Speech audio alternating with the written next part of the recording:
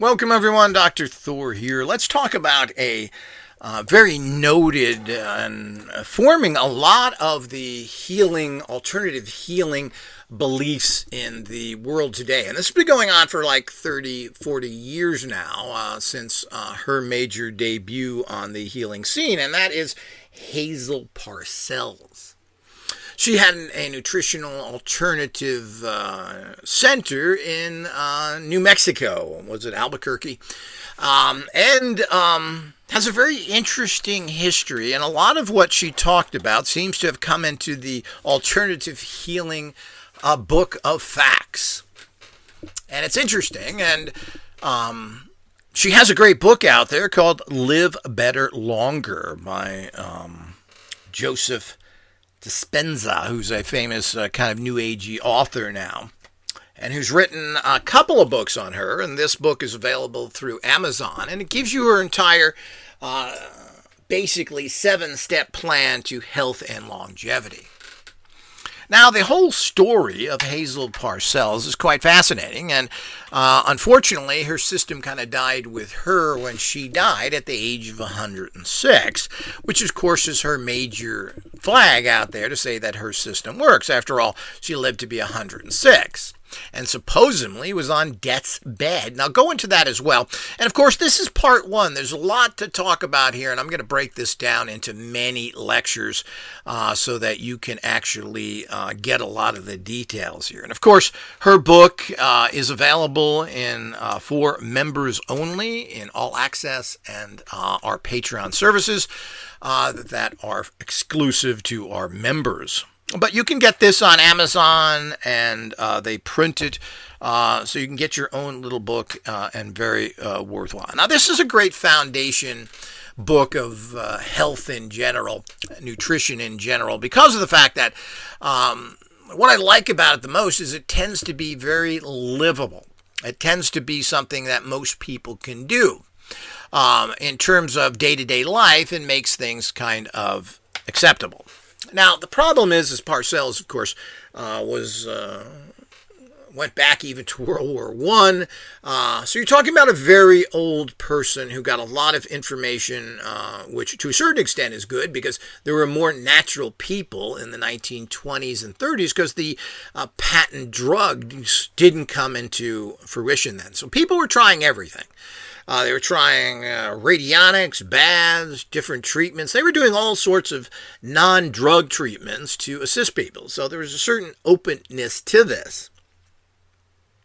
So she has a little bit of that in her background, but basically what started all this stuff, and there's, as I said, some of her material is dated.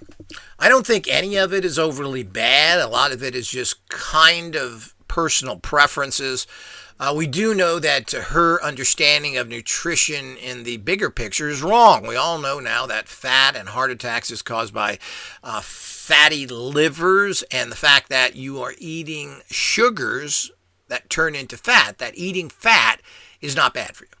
Eating sugar is bad for you, because the sugar then goes to your liver, turns to fat. The fat then clogs your arteries. Instead of, well, you're eating that egg, you're eating that fatty meat, and this goes into your arteries and kills you. No, that's not how it works. What goes into your arteries is when you're eating sugar, particularly fructose, that is a highly terrible toxin for the body. So, which comes up to the fact of, you're not really supposed to eat fruit at all, and there's not much in fruit nutritional value when you really get down to it.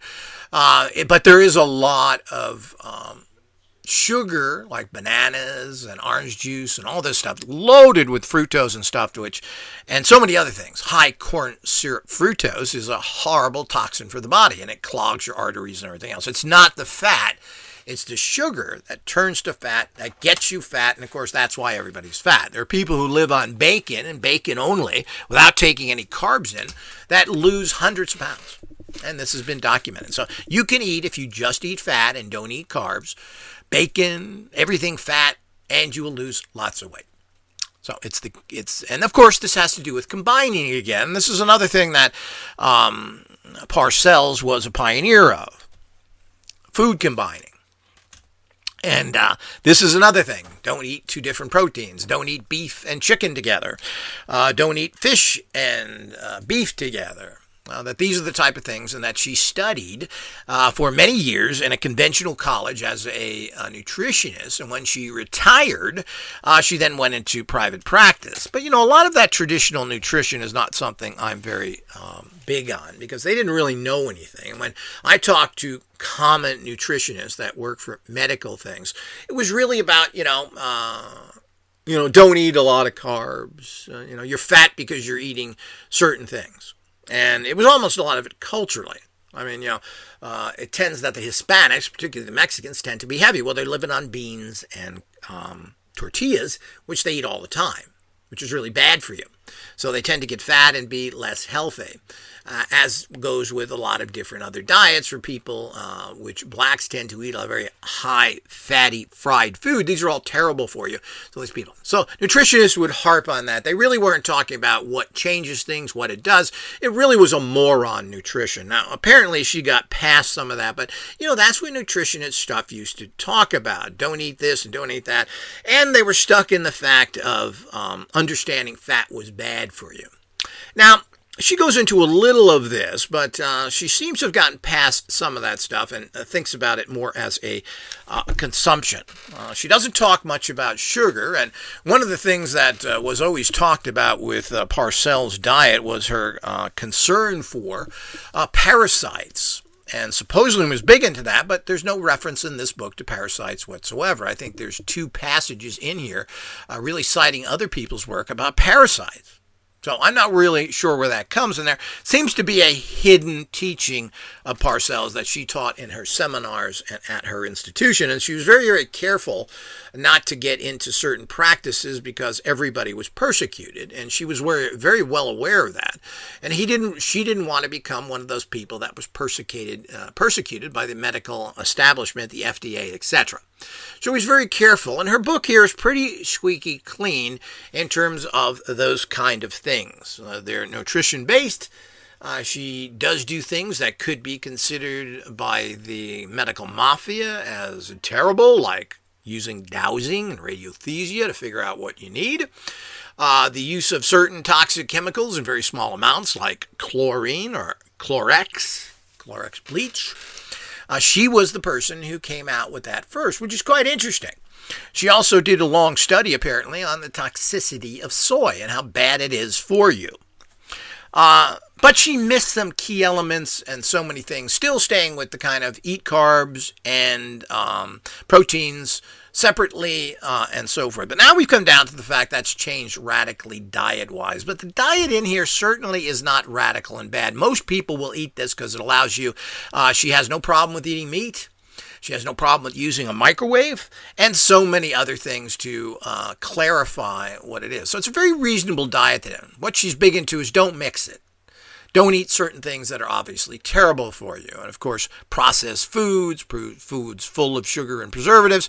She talks about that. But she didn't really get the sugar connection as a lot of these fasts, which have been for years. And I don't know how much of this is based on her discoveries. I think these have been around the nutritional world for many, many years.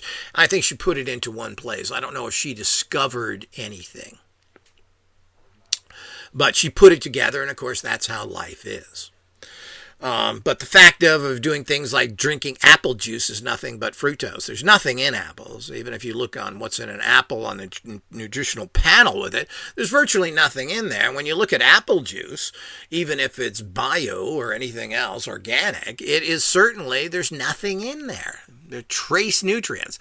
And it's loaded with sugar, as is orange juice and all the citrus. They're just loaded with sugars, and it doesn't mean they're added sugars. They're naturally there. And your body really doesn't need that. Your body shuts down the burning of fat by taking in sugar. So this is something that has been confirmed, and it's big right now as a way of operating. Now, if you're not eating the high carbohydrate diet that really is causing most of the deaths, as it triggers your body to constantly produce chemicals that stop you from burning fat, getting fatter and fatter. So we know this now as this cycle that goes on, and we also know the importance of fasting and other things, which I think she was the first person to get into as well. Now, fasting has been big in alternative circles for many years. She kind of got notoriety for all this stuff, and I'm not entirely sure where, but she was very popular in the 80s, 90s, etc. And she had her own institute. She was well known around the country. A lot of people picked up on her work, repeated it, as they are still doing today. The general reality of all that is the fact that it must have worked to some degree. And again, we just don't know. You can't really keep statistical data of people that you help that much, because then you become a target. And she was very aware of that. And apparently the few people that have carried on with her directly are scared to death of these people coming after them. And rightfully so to a degree, but her system that's outlined particularly in this book, she has another book I haven't quite read yet, but Live Better Longer, the Parcells Center's 7-step plan to health and longevity. Notice there's no healing or cure there.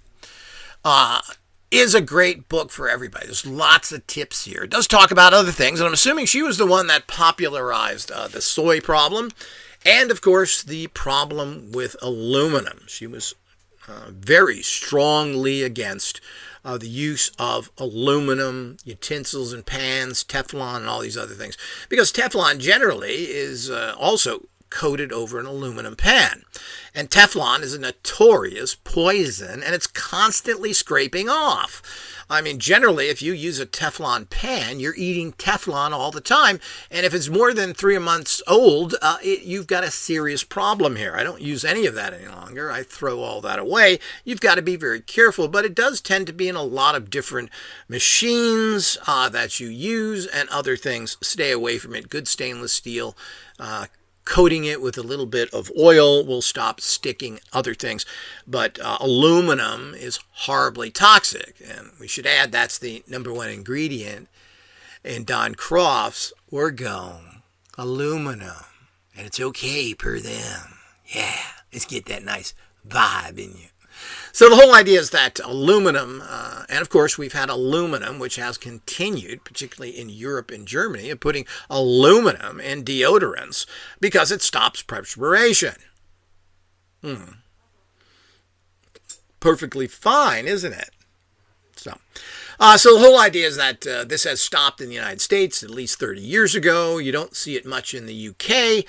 They don't generally put, I'm sure there probably are manufacturers of it, but they generally don't put aluminum in their deodorants any longer. But it's still all over the world, and aluminum is used. People drink out of aluminum cans, which I've now learned apparently are lined with plastic. But the whole, is that to stop the aluminum toxicity that is so prevalent? Why are they doing that? Because the oxygen barrier that keeps something fresh has to be metal, which is aluminum. Why are they putting plastic in there as well? Interesting. So aluminum has always been a real problem. But again, there's always the reality to it. The Earth's crust is 18% aluminum, so if you eat any food, you're getting pure aluminum as you should get it, and it's good for you. Aluminum is good for you when it's natural coming in your particular foods and so forth. And it's not listed in your foods because everyone knows that aluminum is bad. So they don't list it. But the point is aluminum is good for you. It's very high in, guess what? Ginseng is very high in aluminum. Natural aluminum.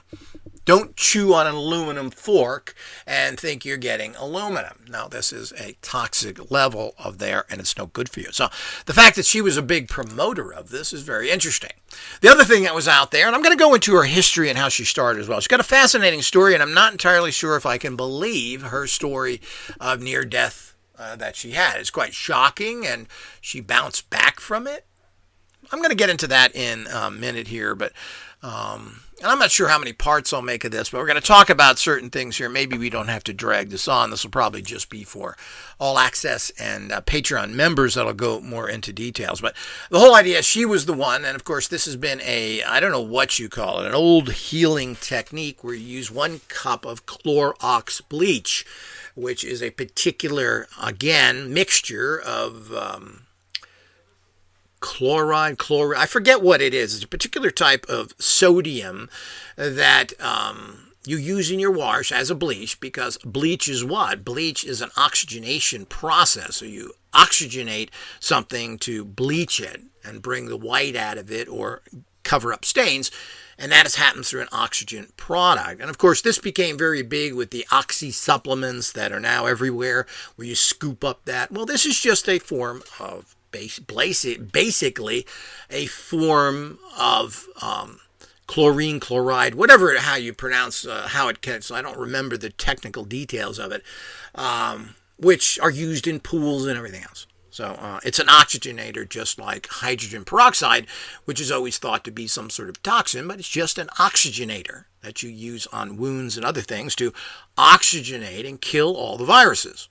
And basically, she has always said, well, put a cup of this in your bath water. And there's a special way of doing it. You're supposed to use very hot water, and then you're supposed to sit in there until the water cools down. She claimed that the process between being hot and cooling down was an interesting part, or an important part, of the bath process. She also has several other baths with baking soda, sea salt, etc., which of course these are classic to a large degree. Sea salt have been used as a healing preparation. I did do some of these baths in the past. Now, I'm going on this whole regime, and I'm going to report people back on what my results are. I did take a lot of salt baths and did not really get much from them. Regular Dead Sea salt, which is supposed to be so good for you. So you sit in a salt bath, it's supposed to suck stuff out of you. Well, what does this do? It takes radiation and other things. So there's a lot of benefits from these types of baths. Particularly people that have x-rays or exposed to a lot of high radiation, which is now everybody, with Chernobyl and all the other nuclear power plants that have ever been made who are over 50 years old, leaking like a sieve. Make sure you condense that, accumulate that with orgone. You'll glow in the dark. God, now that's proof of working. So the whole idea is that we need to understand these types of things. And this is where all this came from. And of course, food combining has been around for at least 30 years as well. And I think she started that. Well, don't combine carbs with proteins, all this kind of stuff. And she goes into that and says what you should combine and not, and what you can eat. And as he said, it's very reasonable. She also believes that your food is filthy. It's loaded with bacterias and salmonellas and everything else, which is probably very true. And she gives you a way to cleanse your food using, again, Clorox type bleach, where you soak your food in, because there's also apparently parasites in there that can kind of be pulled out. Now, and of course, you do this with eggs, and you soak your eggs in a mixture for 20 minutes. Now, I'm not really sure. Now, there's certainly, and most likely, maybe the eggshells do have salmonella and other things because of the filthy production. There was a problem in Europe for over 3 years. The feed going to chickens that you ate their eggs was loaded with dioxins, a horrible cancer-causing. So the animals were eating that, going in their eggs, and you thought you were getting a pure dioxin. Boy, what a flavor, though. You could try it. I get it in a jar and sprinkle it. So the whole idea is that this is the kind of things that happened, even so-called controlled. But the whole idea is these dioxins were in the food chain because of corruption, particularly in the very corrupt German system that is all based on mafiosa. So the whole idea is that 3 years, horrible toxins were there. So somebody was making a fortune selling crap feed, and you got the pleasure of eating it. So the whole idea is these are the things that happen, and this may be true all around the world. One of the problems with the food supply is that people somehow think that they want cheap food, and particularly cheap meats. So that means less care for the animals. Instead of taking care of them and giving them good food, we'll give them a $5 shot of antibiotics. That'll take care of them. That'll save the food costs. They'll see the doctors less. So you're eating, animals are getting sick. They are not healthy. Their energetic levels are low. You eat them, and what happens? So it's a continual cycle of toxicity, particularly if you're animal-based. Now, again, this is one of the things that she tends to have a problem with, and we need to grow past, which is old world stuff. Now, you got to remember she lived to be 106, which means she was born in the late 1800s or something. So the whole idea is this is a whole nother reality, and I don't think she really got it, a lot of these things. But food, it's not the fact, and of course there are death energies in animals. You've murdered them, and they know it. So the whole idea is that there's no need for that anymore. And there are good proteins that you can get from particularly nuts, which are loaded with them, avocados, and so many other sources you can get that your body really likes instead of having death energy in you. So she didn't find any problem with that and killing animals and everything else, and thought there was nothing wrong with that. And there certainly are lots of proteins that are non-animal based, and that's the fallacy of it. I just saw some idiot vegan who was saying how terrible veganism was, and now he's eating McDonald's hamburgers and scooping lard out of cans and sucking it down because it was good. Just give me some lard for my dead animal. I love it. That vegan stuff is bad. He didn't feel good because he was eating a stupid vegan diet. And there's a lot of stupid vegans. They look like they just got out of Auschwitz and haven't had a cookie all their lives. But there are non-animal sources of everything. And if you want lots of protein, you want to get fat, well, you ever heard of oils? Olive oils, linseed. I drink these oils all the time, small amounts of it. Avocado, walnut. Yeah, you're going to get real thin drinking that, though. It's like 8,000 calories in a shot. Yeah, but he couldn't figure out how to have calories. And, of course, nuts are loaded with oils, which is why they're so high in calories. But I couldn't figure that out. Give me the death energies. So the whole idea is that, this is the typical thing, and that's why you have to be careful of listening to any goobah, stone-headed freakhead that talks anywhere, anytime, any place. Seek knowledge from those who have knowledge, not from those who pretend. But the whole idea is that these are the kind of things that are out there. So that's some of my gripes with her. But, most people are meat eaters, and I think at certain ages, until you're up to about 30, you should probably eat a little meat, mostly turkey and chicken. But we have to be careful of all these things as an energetic body that you bring into yourself if you want to reach higher levels of consciousness and ascend. So it's very important to understand. So that's my gripe with her. To a lot of people's shocking revelations, she considered microwave food, and she tested it. And she was a big tester to be okay, and it actually kept energy in the food. Because it cooked from the inside out, and this was supposed to be preferable, and she didn't find any toxins there. She was big into light therapies, radionics, believe it or not, but there's no interest, there's no really information in her books on any of this. She kept this closed up, along with some of her other teachings, which we may or may not disclose in the future, because there's some secret teachings she had that she gave in seminars that were not given to the public. But she even has in the back of this book an entire listing of foods where you should put your finger on and ask if this is good for you. Well, that's pretty good, and I think people can really benefit from that. And, of course, you have to know how to use a pendulum. I've been saying this for years. The one skill you need is using a pendulum. You have to use this for analyzing energy fields. What is good for you? Does this have... I do it all the time. If somebody brings me a product, or I get a picture of a product, and I print this out, and I then... Is this good? Does it put out good energy? A lot of stuff don't, I found many units that swing counterclockwise or negative energies, just like rat poison does. And I did this with a particular machine, and not only did it spin counterclockwise, when it was off, by the way, when I turned on this pseudo radionic machine, it spun like a helicopter counterclockwise. It just put out nothing but toxic energies. So the whole idea is that this is complete nonsense, and you have to be careful. So we all have to be very careful of all these things, of what is being told to you is good. And these are alternative practitioners again. We have to be very careful so nobody's 100%. Now, she spent her entire academic years in Dumbadamia studying Dumbadamia stuff from Dumbadamians in the Dumbadamian world of dumminess.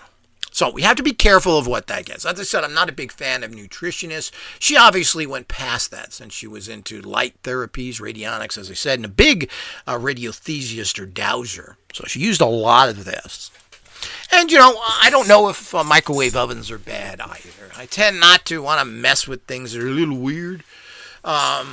We don't know what they do, but I use a microwave oven sparingly. I don't really cook in it. But, if you want to zap your coffee or other things you want to heat quick, well, it's nothing like a microwave. Is that hurting it? Well, I haven't noticed any toxic energies. But I generally don't stick my head inside a microwave, so it's hard to tell. So the whole idea is that I have found that using these new hot air ovens are fantastic. They cook deep within. They work from the outside in, but it's nearly impossible to make bad foods with it, particularly if you're cooking meats, because it kind of seals the outside completely around, and it seals all the juice in. So you get extremely juicy, and that's what really meat's all about. If you cook bad, and I've had problems with this using all sorts of cooking ovens, etc., hot plates or whatever you want to call them on top of the oven, and it's hard to get something cooked properly, to make sure the juice stays in. Now with these, it stays in. So anybody looking for it, which means you're not releasing a lot of the nutrient value out of whether it's vegetables or meats or anything else, it's sealing it in. Fantastic products, and they're cheap. Get a big one. Don't get some little piece of garbage. And these hot air ovens are amazing. I got one of the first ones about 30 years ago and brought it back to the store within hours. It was a big piece of crap. The new ones are fantastic. They're super easy to use. They cook fast. And even the average dummy can make great food. Just amazing. So the whole idea is that these are fantastic, and they've got to be a good health benefit. And you can basically kind of fry in them, and that's one of the reasons I tried this. I was a fan at one particular time of deep frying because, and of course I got away from that because what you're really tasting is bad oil, which you think tastes good. But you don't have to use oil, and you can get almost exact type fried in. You want crispy fries? Well, you can do that in a hot air oven. Quite interesting, and it does work. But of course, you're not going to hear that from her because she died 30 years ago, and the only thing they had back then was a wood stove. So the whole idea is that everyone needs to understand that as being part of this reality. So there is a little bit of that. You don't want to drink apple juice. You don't want to drink orange juice. You don't want to drink citrus juices. All the things that she recommends are just loaded with it. Now, a little bit of this, maybe. She's big into grapefruit juice. Maybe there's a lot in there of good nutrients. We know there's a lot of potassium and sodium. Potassium, what else? What's that other thing that's good for you? But electrolytes, to speak. So if you're on a fast or doing other things, well, maybe these are good to have in there. I don't know of any benefit of apple juice. There's nothing in it. So, which she recommends. But, juice fasting was always popular. But the problem with juice fasting, if they're not vegetable juices, and even if they are vegetable juice, is you're fasting on sugar. Not good at all. We know that sugar is the great poison, the great evil, and it is killing everybody. And we all now have fatty livers. 90% of the population has fatty livers or will get it, and this is your death move, and it causes this huge growth in sugar sensitivity, pre-diabetics, diabetics type 2, which almost everybody has to some degree. So these are all the things we're going to be working on. So she was involved in all of this, knew all the practitioners. For years I've worked, but I've never worked with radionics, healing-wise. It's always been metaphysical. I'm now moving into that because this is everybody's great need now, including myself. You're getting older. You got to watch that stuff. Things are not doing good because you're not taking care of yourself physically as much as you could. So all of that goes with it, and eating better, everything else. So if you want to eat meats and other things, learn how to combine them. Learn that you shouldn't be eating potatoes with other things, that you don't want to combine your meats. I think this makes sense. I'm not necessarily a big fan of that. She tends to say that cheeseburger is virtually undigestible. I've never known anybody that's eaten a cheeseburger that has had a problem with it, including myself, and I've probably eaten thousands of them. Never ate a cheeseburger and said, "Oh, I feel bad." undigestible. So I don't buy that. But, cheese products or milk products combined with animal fats is generally not good. You have to find out if that's true for you or not. This is where your radiothesia, your dowsing, your muscle testing comes in. Find out what's good for you, and etc. But again, we keep making excuses for a horrible bad diet, which really has been in effect only about the last 50 years when fast foods just are everywhere. I mean, I was so shocked in Southern California. There's a fast food joint on every corner. So it's almost every corner. It used to be gas stations. Now there's some sort of fast food. And then on that corner, if you go a little bit back, there's another fast food restaurant that's not quite on the corner, but there.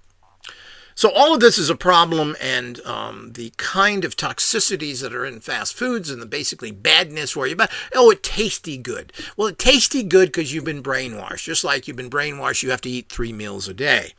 Well, you're going to die, Your blood sugar's going to go down to 0 because it's 4 hours since you ate. Thank you, corporate food whore. So the whole idea is that this is how these things actually have been told to us. So now we have this. So your life, be considering what's good in life. And if you ever move to a foreign country and you can't get your, what's out there? A lot of little things that you like, particularly the crap food that you're used to. B&M baked beans, mostly sugar, and damn, they're good. Lucky Charms. Cereal with milk on it.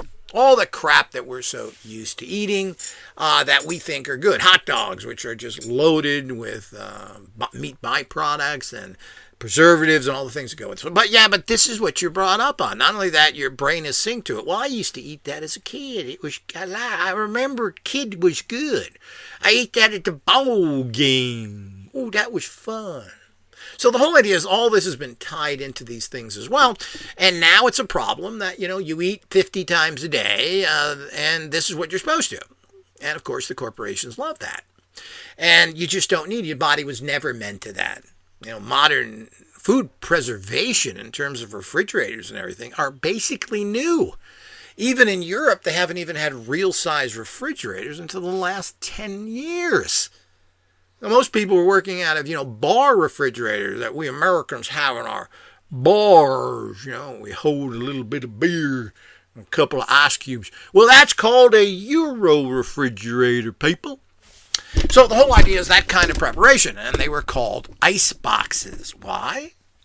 Because a big dude with a hook carried a big chunk of ice and dropped it in the top of your sealed box. I don't know how many people remember that, but probably your parents remember. It was gone from my generation because they actually had refrigerators that everybody had that. But it used to be an icebox, and that's how people kept their... So food preservation and eating all these things and fast food to a certain degree, even though street food has always been. It's kind of a misnomer to think that fast food is new. No, it's street food. Carts were everywhere, hot dog stands. It's nothing new. We just now have an official one with a big yellow thing in front of it. So the whole idea is not much different. And apparently nobody wants to eat anything good. They just want to eat crappy stuff that is full of fat and sugar and everything else because this sets off your dummy meter, otherwise known as the human meter. We need fat, salt, sugar. This is good. Time to hump. But this is, that's the human mind. So the whole idea is we run through all of this stuff, and we're all victims of it because we've been brought up with this. But when you get off of this stuff and you go back and say, gee, I'd love to have myself one of those deep fried sandwiches. A nice Monte Cristo. One of my favorites. But the point is that, you want to puke.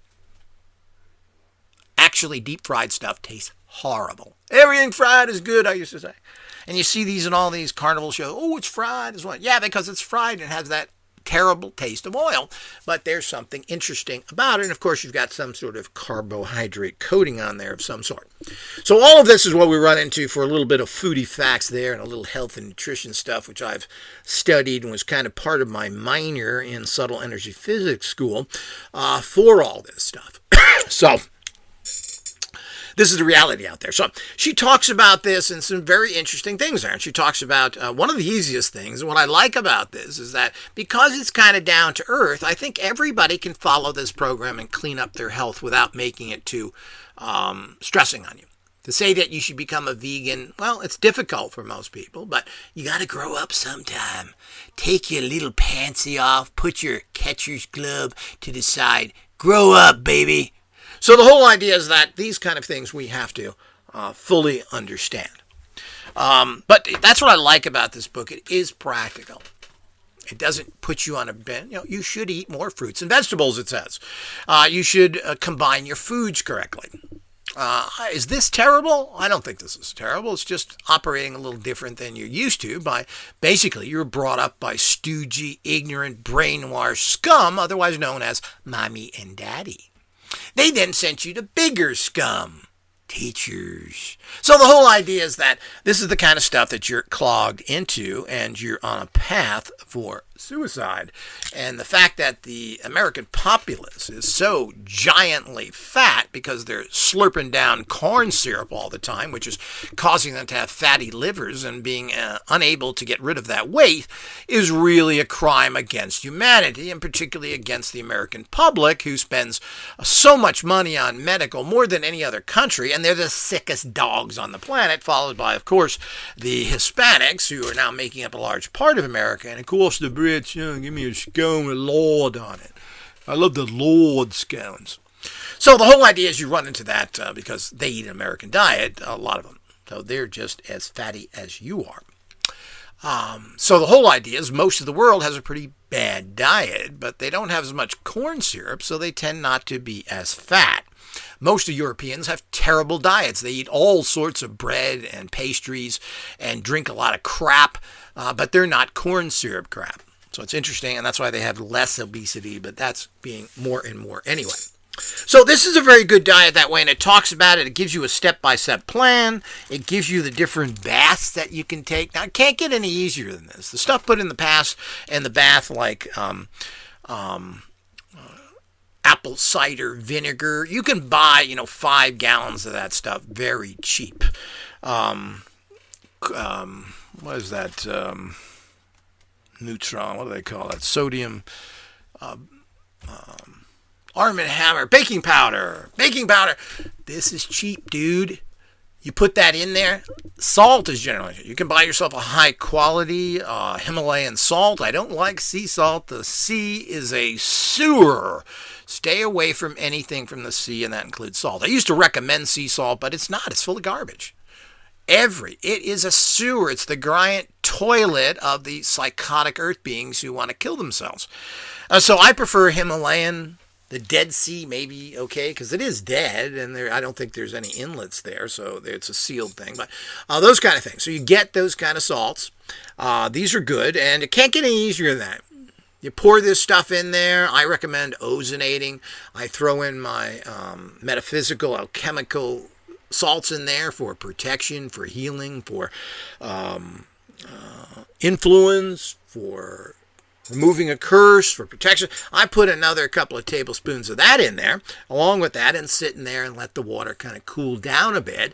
And I've always feel better from that. Energy baths, even using my sea salts, really make you feel good. And they charge you up because you're taking that heavy cross condition. And do watch for this in the future. I'm going to be putting out an actual kit of this that can be sold. That will be sold on our website. And everybody should be using this. I would think you should do this once a month, but you should do it at least every 90 days. Get yourself an uncrossing kit with these practical items because there does seem to be a huge physical effect on people when they take baths. Burn incense and other things which will be in this kit. Burn a candle with uncrossing oil on it for that week and everything else. Super easy. That's I like easy. Easy's good. So I try and live by that. Simple is easy. Simple is good. And if you could throw in low cost, that would be nice. But good stuff, unfortunately, does cost a little bit if you want quality. But I like that. So we need to work with that reality. And this is a good book to start. I mean, there's an awful lot of things. You can get your vegan books, your keto diet. I like to call it keto. You know, he was with the Green Hornet, the keto diet. All the other diets, the Pritikin diet, which was famous about 20 years ago. Apparently he wasn't too healthy when they did an autopsy on him. But again, the protein diets, the burning of fat in your system, all that stuff, that's what the keto, otherwise known as the keto diet. And you can find a lot of all of these diets, I think, are a little extreme. I think she balances it here, and that's what I find so good about this book. And pretty much everything in here is fairly valid. I would watch any kind of sugar intake, such as fruit juices, which are now really on the no-no pile. And as I said, there isn't all that much in that. You're getting high sugar with low nutritional value that comes with it. And I used to drink gallons. I love fresh orange juice. Oh, God, I would drink a gallon of it. Go over to Costco, get the gallon. Man, I could drink a gallon of that. And, of course, I loved good whole milk. Used to be, I could drink lots of that as well. I've stopped drinking all that, as well as the orange juice. And, of course, these are things that you can now. Getting juices thinking that you're getting more nutrient value because you've condensed there. Well, that's what, of course, juicing is about. So you can't eat 4 pounds of carrots. But you can juice 4 pounds of carrots if you like the nightmare of it. And you better have a separate dumper to get all the shreds of stuff. I mean, people don't understand the nightmare of juicing, which, but you're getting a very condensed nutritional base that way, and that's supposedly what's helping you. But the whole idea is we have a lot of supplements now that can do the same thing. And if you want to spend your life peeling, cutting, and shoving in a juicer and then hauling a bag and call yourself the juicer Santa Claus, because you're going to have a big bag you carry around full of all the stuff there, I don't think it's a practical alternative. But there may be a little bit benefit to that. But again, carrots taste good because they're full of sugar. And that gets you into another thing. But you're getting huge amounts of nutrients, but your body can't take that in. I mean, we get into lots of subjects here, which I'll cover in many, many other areas, as I am a credited authority on this from my background. But the whole idea is that we do need to understand how all these things work. So that's what I like about this. There's easy stuff, bicarbonate of soda. That's it. Isn't that what Arm & Hammer is? Well, what does that cost? 70 cents a box? You dump that in your bath? Cheap. You throw a little bit of energy bath salts in there made from me. And, of course, a jar lasts pretty long. You're only using a couple of tablespoons. And, of course, you can add sea salts and other things, which are relatively inexpensive, particularly even the better ones. And, of course, apple cider vinegar, as you said, you can get, several gallons. You're only using a cup again, and you don't have to get premium apple cider vinegar. You are using it in a bath. So you just want to get good organic apple cider vinegar, and you don't need the premium things. You pour that in your bath, a cup of it. Can it get any easier? No. So you do these things, and of course, drinking apple cider vinegar is highly recommended for everybody. Brings down the old blood sugar, so they claim. I found that this is a good claim. It does seem to work with bringing your blood sugar down. Especially, it's a good thing to drink before you go to bed, so you have that working in your system. Of course, there are many other things for basic health, and probiotics are critical. People don't understand that your immune system is heavily in your intestinal tract. And if there's not healthy fauna down there, you're never going to get well. That then toxifies your livers and kidneys, and you're on that ski slope to hell. So, skiing is kind of a hell anyway, but particularly downhill skiing. So, it's an appropriate example. So the whole idea is that when you get involved in those things, this clarifies. So it's a great book. It gives you all the essential facts. I haven't read her soy book. I've heard this about soy for years, and probably is not good. Now, we're having, particularly people that are getting away from meat, there's these soy substitutes. And a lot of these meat substitutes are loaded with carbs. They're loaded with soys. Most everything is made out of soy, and they taste really good. But how much soy can you take? Now, the estrogen in soy, which was the demon reality to eating soy, from what I figure is a bogus thing now after I've done some research on it. Vegetable estrogen ain't human estrogen. So your body doesn't really take that in and use it to any great degree. So it's not really a concern. But soy in general, I've heard this for years, and then soy is one of those highly processed, grown, GMO, Frankenstein foods. Yes, doctor, let's make foods that make your head weird, you turn green. How everyone look like me, doctor. So the whole idea is that we have the Frankenstein foods and all the things that go with that, and we run into these horrific problems that goes with it because we keep messing with our food supply. But, that's nothing new. All of our fruits and vegetables are hybrids. They have been messed with. I'm not sure if that's good or bad, to make them grow bigger, more, etc. I'm not sure there's nothing bad with that. But, we have soils that are mostly the problem. They just don't have the nutrients in it. So you're not going to get that in your food, and the animals don't get it in their food. So we have this horrible hell cycle. Welcome to planet Earth. So the whole idea is that these are the type of things that we have to look at and seriously take into consideration. And if we don't, then we have serious problems. And that's what we have. So what do you follow? There's so many diets. There's so many things. People need to seriously stop eating fructose, stop eating many meals, stop eating all this sugar that tastes so good. I love sugar and pies and chocolate. Oh, man. It's hard giving that up because you've been brainwashed, and it kind of tastes good. You think it tastes good. And if you eat a real sweet thing after you've been off of sugar for a month, it makes you sick. That ought to give you a clue of how good it is for you. But the whole idea is that everybody should be doing that, and nobody is well. Basically, a third of the population has diabetes right now. Probably 2/3 will have it in the next 50 to 100 years. 80%, so the statistic I heard, which I find it even hard to believe, that 80% of the money going to medical care is going to treating of diabetes. Wow. So it's a financial burden as well, and you're killing yourself. Frightening. So you can get off it. You don't need it, and you certainly have to regulate it to make sure you're taking in a minimum amount of it if you take any of it is. So fasting is really good for you and such a bummer, but this is nothing new and has been in traditions for thousands of years that people fast. And it's good for you. You lose weight, all your toxic numbers come down, and so forth. But it's difficult, if you live at home and your refrigerator's, 10 steps away, and fast food is right across the street, and your desk is full of Hershey bars, and all the things that people eat all the time because they're imbecilic and childish and been brainwashed by regular industry. So it's difficult. And you think it's right. I grew up eating lard.